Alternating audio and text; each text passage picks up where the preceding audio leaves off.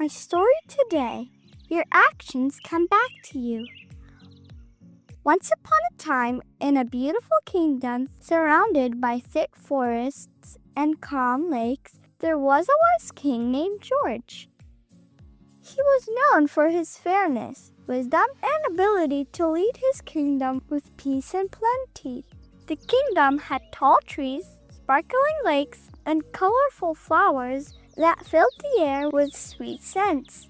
The people lived happily, and the king's palace stood at the heart of the kingdom. But King George was worried about his three ministers, Joseph, Michael, and Tawny. The ministers had different skills, but they didn't show enough loyalty to the king or care enough about their jobs. They often took their tasks lazily, and it hurt the kingdom.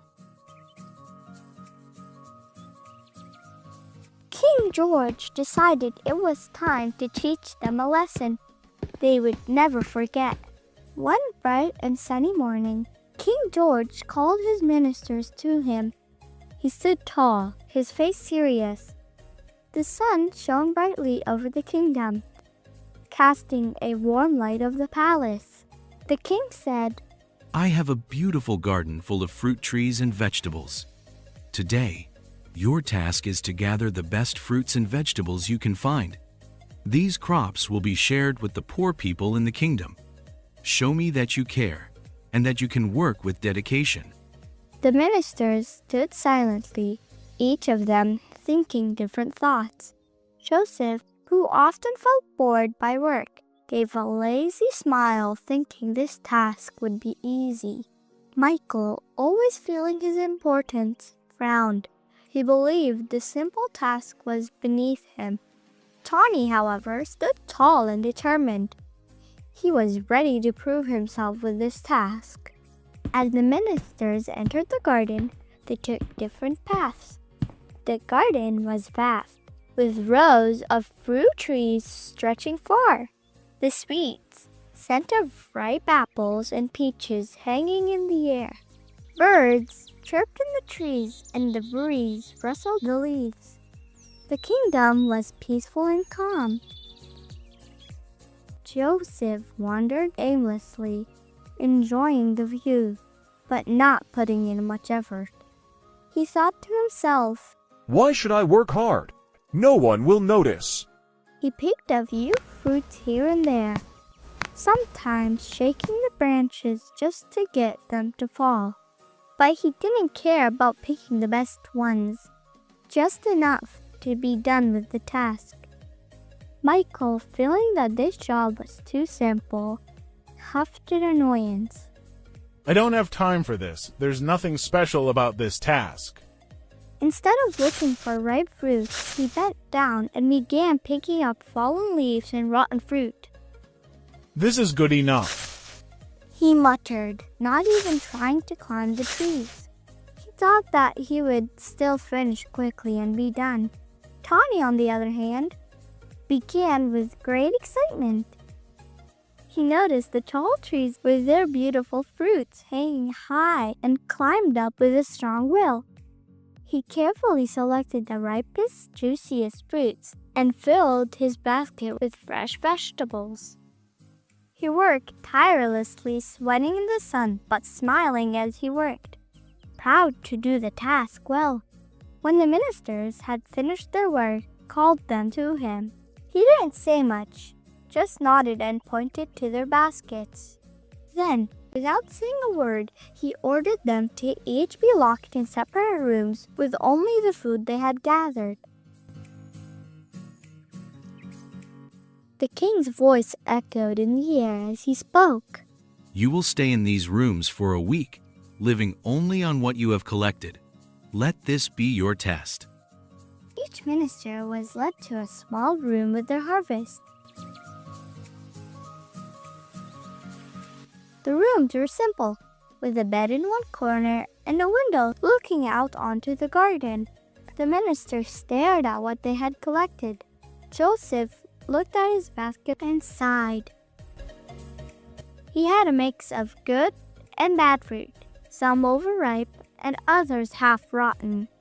The smell in his room became worse as the days passed, and soon he found himself surrounded by food that was unpleasant to eat. He was hungry, but the bad fruits made him feel sick. He regretted not working hard. Michael looked at his basket and frowned. His pile of rotten fruits and leaves was barely enough to fill him for the day. He found himself scrounging around, looking for something edible. The hunger ate away at him, and soon he realized there was nothing to eat but the spoiled food.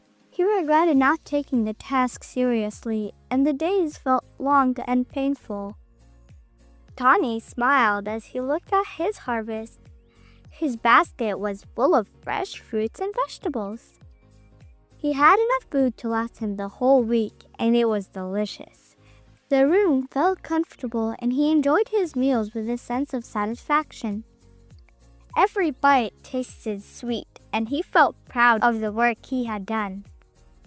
As the week went on, Joseph and Michael grew weaker from hunger, while Tawny felt strong and satisfied.